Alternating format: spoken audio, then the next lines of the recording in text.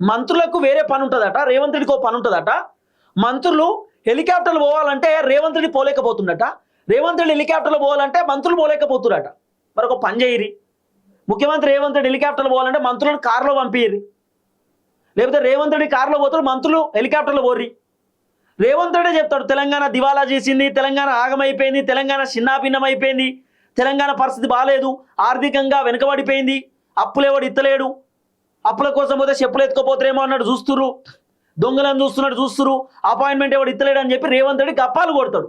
ఇలా రేవంత్ రెడ్డి ఏం చెప్తున్నాడు, 150 కోట్లు పెట్టి రేవంత్ రెడ్డి హెలికాప్టర్ కొనడానికి సిద్ధమైందంటే ఇవాళ ఏందన్నట్టు Revanth Reddy performance.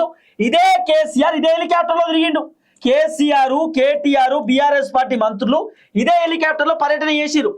BRS government ఉన్నప్పుడు మంత్రులు పెద్దగా హెలికాప్టర్ తిరిగినటువంటి దాఖలాలు మనం చూడలే. మొత్తం కేసీఆర్ హెలికాప్టర్ వాడిండు, ముఖ్యమంత్రి మాత్రమే హెలికాప్టర్లో తిరిగిండు. ఇవాళ కాంగ్రెస్ ప్రభుత్వంలో ఎమ్మెల్యేలు హెలికాప్టర్లు, ఎమ్మెల్సీలు హెలికాప్టర్లు, మంత్రులు హెలికాప్టర్లు, ఎంపీలు హెలికాప్టర్లు, అందరు హెలికాప్టర్లు పోవడం. ఆఖరికి ప్రజెంట్ ఇప్పుడు తెలంగాణ ప్రభుత్వానికి ఉన్నటువంటి హెలికాప్టరు రాహుల్ గాంధీ వాడుతున్నాడు, రాహుల్ గాంధీ యూజ్ చేస్తున్నాడు.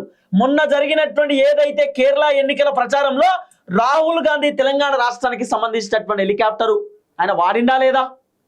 వైనాడు ఎంపీ ఎన్నికలలో రాహుల్ గాంధీ తెలంగాణ హెలికాప్టర్ వాడిండా లేదా?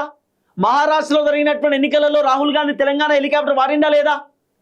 తెలంగాణ ప్రజల సొమ్ముతోటి రేవంత్ రెడ్డి హెలికాప్టర్ నడుపుతున్నాడు, కానీ ఆ హెలికాప్టర్ వాడేది రాహుల్ గాంధీ.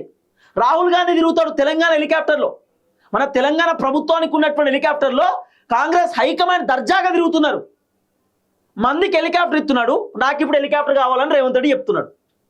150 కోట్లట హెలికాప్టర్ కొనాలా, అద్దెకు తీసుకోవాలని ఆలోచన చేస్తున్నాడు రేవంత్ అన్న.